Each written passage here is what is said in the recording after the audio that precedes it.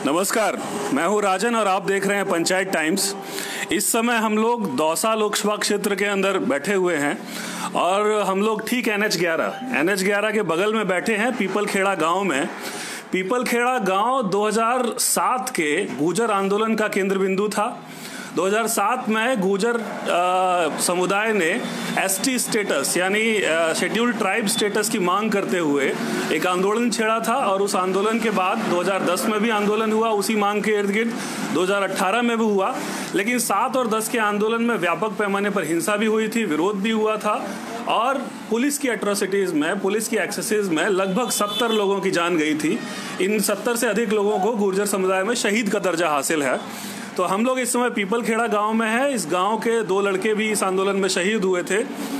इससे पहले कि हम इस आंदोलन के ऊपर थोड़ी और बात करें यहाँ के लोगों के साथ, एक छोटा सा परिचय इस लोकसभा का दे दूं। गुर्जर समुदाय के दबदबे वाली सीट मानी जाती थी दौसा।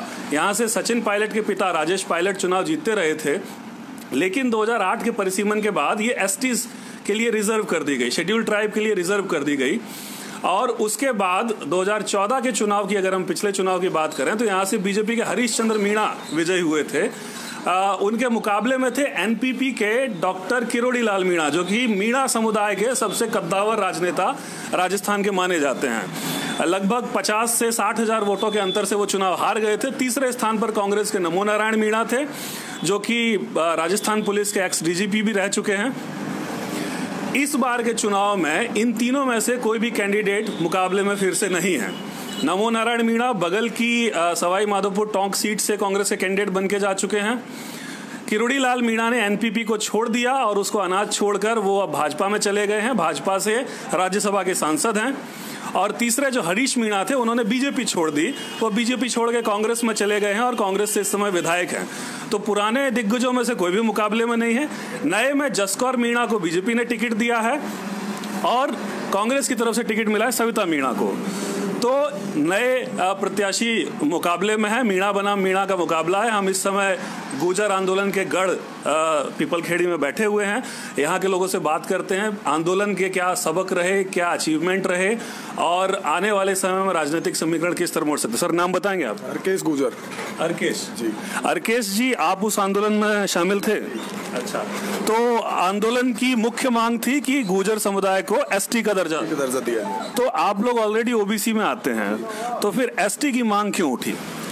एसटी की मांग इसलिए उठी कि हमारे समाज के अंदर शिक्षा का इतना दबदबा नहीं था, स्तर गिरा हुआ था। ऐसी स्थिति में मीणा समाज के 2% या 5% नंबर लाने वाले भी जब सर्विस में हो जाते थे, तो हमारे आसपास भी मीणा बाहुल क्षेत्र था। तो हमें भी ये महसूस हुआ कि जब दूसरी कौम 5%, 10% लाकर भी टीचर बन सकती है, पटवारी बन सकती है, ऐसी स्थिति में हमें भी ऐसी कोई सुविधा हो जिससे हम भी और उस स्टेज तक पहुंच सके। इसलिए हमारी मांग थी कि हमारे और मीणाओं के सारे सिस्टम में जो बैठते हैं, जाति, विवाह, मृत्यु भोज, ऐसे कैसे कुछ सिस्टम है सामाजिक, वो मेज खाते थे। जब ऐसी स्थिति में उनको जब एसटी का दर्जा दिया जा सकता है तो हमें क्यों नहीं जी।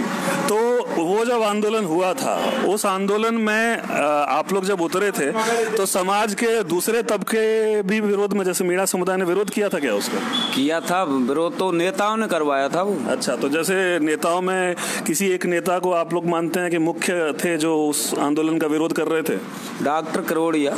अच्छा, तो डॉक्टर किरोड़ी को माना जाता है कि उन्होंने गुर्जर आंदोलन का मुखर विरोध किया था। हाँ, डॉक्टर किरोड़ी ने किया था और उसने लगभग आसपास के जितने रास्ते सब बंद करा दिए और गुर्जरों में मतलब जितने भी है सारे जी आपस में विरोध करा के, और अब तक भी गुर्जर मीणा में जातिवाद में एक जगह बैठ नहीं सकते, इतने कराया। तो उसमें फिर हिंसा हुई थी और हिंसा में कई लड़के मारे गए थे समाज के। दो शहीद हुए थे। 2 लड़के शहीद हुए थे। फिर 2010 में फिर आंदोलन हुआ, उसमें भी काफी बड़ी संख्या में सिकंदरा पे कैजुअलिटी हुई, पीपलखेड़ा पे नहीं। पीपलखेड़ा पे नहीं, वहाँ 20 लाशें हुई। सिकंदरा यहाँ से 20 किलोमीटर दूर। तो आंदोलन के 3 दौर बीत चुके हैं, 2007, 2010 और 2018 में। हालांकि 18 में कोई वायलेंस नहीं हुआ था। वैसे तो हमारी 13-14 बार ऐसा हो चुका है, आरक्षण के लिए कम से कम 13 से 14 बार मीटिंग या आंदोलन जैसी स्थितियां हो चुकी हैं। तो इस पूरे आंदोलन में जिसमें लोगों की जान भी गई, हिंसा भी हुई और सब चीज हुई, कोई उपलब्धि रही क्या गुर्जर समाज की? उपलब्धि मिली गुर्जर समाज के लिए। हमारा शिक्षा का स्तर बढ़ा।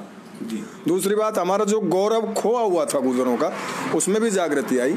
बच्चे शिक्षा की तरफ बढ़ने लगे और जो बीच बीच में हमें 5% या 4% या 1% जो भी आरक्षण मिला, उसका लाभ हमारे पढ़ने वाले बच्चे और बच्चियों ने खूब उठाया।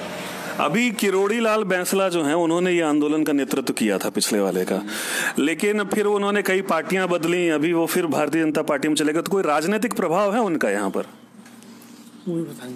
आपकी नज़र में क्या है? हमारी नज़र में ये है कि गुर्जर समाज के साथ है, कोई राजनीतिक नहीं है अभी तक। राजनीतिक कोई प्रभाव है किरोड़ी लाल जी? कोई भी राजनीतिक प्रभाव नहीं है साहब। और कर्नल साहब आज भी जब किसी पार्टी में गए होंगे तो समाज के हित को लेकर ही गए होंगे। ऐसा मेरा मानना है। तो मतलब सामाजिक प्रभाव है, राजनीतिक प्रभाव नहीं? सामाजिक प्रभाव तो राजनीति में तो वो उनका कोई खास दिलचस्पी नहीं थी, लेकिन सामाजिक तो उनका था ही साहब। इस बार के चुनाव में भारतीय जनता पार्टी ने जसकौर मीणा को टिकट दिया है और ये सीट पूरे राजस्थान की एकमात्र सीट है जहां सबसे अंत में टिकट दिया गया है, क्योंकि यहां पर काफी अंदरूनी उठापटक थी बीजेपी में। किरोड़ी लाल मीणा अपनी पत्नी गोलमा देवी के लिए टिकट मांग रहे थे और दूसरे कौन, ओम प्रकाश हुड्डा जी अपने लिए टिकट मांग रहे थे। उन दोनों की लड़ाई में अंततः एक एक्स MP जसकौर मीणा को टिकट मिला है। तो काफी अंदरूनी लड़ाई चल रही है बीजेपी में। आपको क्या लगता है, किसी पार्टी का पलड़ा भारी है यहाँ पर या मुकाबला कांटे का है? हमारे हिसाब से तो साहब यहाँ कांग्रेस का अंत हो जाएगा। आपके हिसाब से? बिल्कुल। और उसका कारण क्या है? जसकौर मीणा को वोट देंगे और सचिन पायलट को जो CM नहीं बनाया कांग्रेस ने, गुर्जर समाज के साथ में जो धोखा किया है कि हम सचिन पायलट को CM बनाएंगे और उनको उप CM बना के जो चांटा गुर्जरों के मुंह पे मारा है ने, उसका बदला जूते से लेकर आए। अच्छा, तो ये उस समय जैसे 2018 में जब विधानसभा चुनाव हो रहा था तो यहाँ से गुर्जरों का वोट कांग्रेस को गया था? कांग्रेस को गया था। और उस समय आप लोगों को उम्मीद थी कि सचिन पायलट को नेतृत्व दिया जाएगा? हाँ, पूरी संभावना थी कि मुख्यमंत्री बनाने की। अच्छा, तो उस समय आप लोगों ने कांग्रेस को वोट किया था पिछले साल? आपको नहीं पता? अच्छा, तो 18 में वोट दिया, लेकिन इस बार नहीं देंगे? नहीं देंगे सर, नहीं देंगे, किसी भी कीमत पर नहीं देंगे। वैसे गुर्जर समाज का चाहे हमारे ऊपर किसी के बड़े नेता का दबाव आए, दबाव सहन कर लेंगे, लेकिन वोट कांग्रेस को नहीं देंगे। और सचिन पायलट कहेंगे तब भी नहीं देंगे?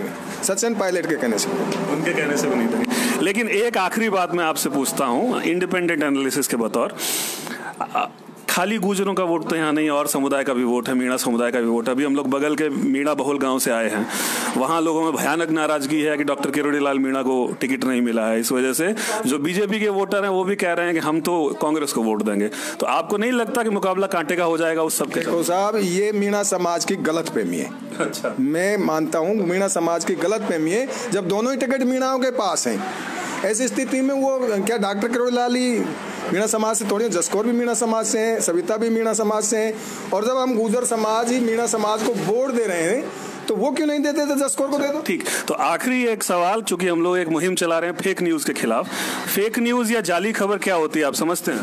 क्या होता है? झूठे झांसे देना, ये झूठी खबर ही होती है। अच्छा, तो व्हाट्सएप पे जो भी चीज आती है वो सब सच होती है क्या? नहीं होती है। नहीं होती। मतलब कई लोग झूठी चीजें भी व्हाट्सएप के माध्यम से भेज देते हैं? हाँ, भेज देते हैं। व्हाट्सएप पे जो चीज आती है सब भरोसे के लायक होती है क्या? नहीं, व्हाट्सएप फेसबुक दोनों ही गलती होती है।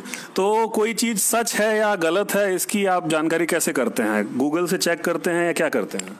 गूगल से चेक करते हैं और वैसे ही जानकारी ले सकते हैं। जी, हम लोग एक मुहिम चला रहे हैं असल में फेक न्यूज के खिलाफ भी, क्योंकि कई राज्यों में ऐसा हुआ है कि फेक न्यूज की अफवाहों के चलते कुछ लोगों की हत्या भी हो गई।